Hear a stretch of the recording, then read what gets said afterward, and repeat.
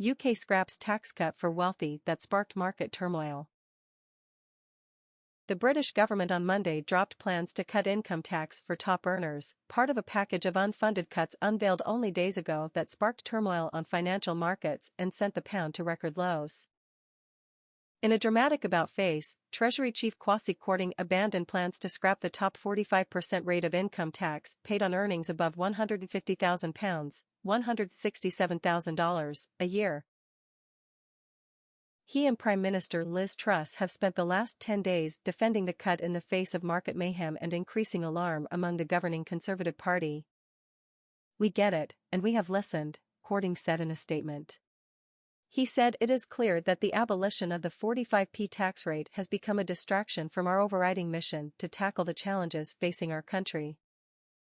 The pound rose after Kwarteng's announcement to around $1.12, about the value it held before the September 23 budget announcements.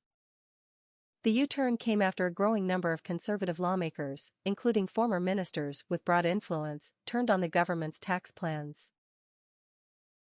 "I can't support the 45p tax removal when nurses are struggling to pay their bills," Tory lawmaker Maria Caulfield said. It also came hours after the Conservatives released advance extracts of a speech Kwarteng is due to give later Monday at the party's annual conference in the central England city of Birmingham. He had been due to say, "We must stay the course. I am confident our plan is the right one." Truss defended the measures Sunday but said she could have done a better job laying the ground for the announcements. Truss took office less than a month ago, promising to radically reshape Britain's economy to end years of sluggish growth.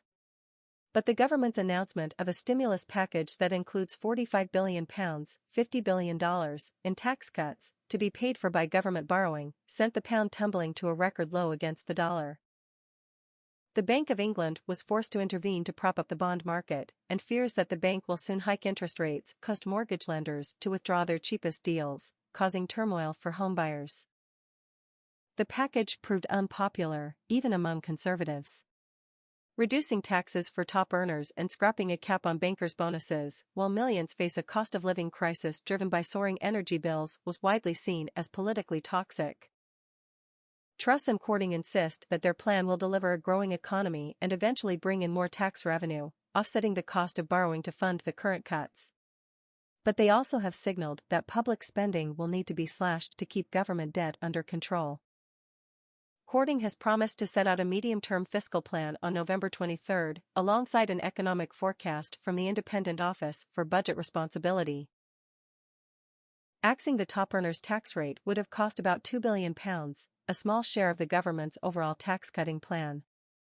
Kwarteng said Monday that the government was sticking to its other tax policies, including a cut next year in the basic rate of income tax and a reversal of a corporation tax hike planned by the previous government. Tony Danker, who heads business group the Confederation of British Industry, said he hoped the government U-turn would bring stability to the markets. "None of this growth plan will work unless we have stability. Let's hope this is the beginning of it," he told broadcaster LBC. Opposition parties said the government should scrap its whole economic plan. UK Gov U-turns on top tax rate abolition because it's a distraction, Scottish First Minister Nicola Sturgeon of the Scottish National Party wrote on Twitter. "Morally wrong and hugely costly for millions is a better description. Utter ineptitude."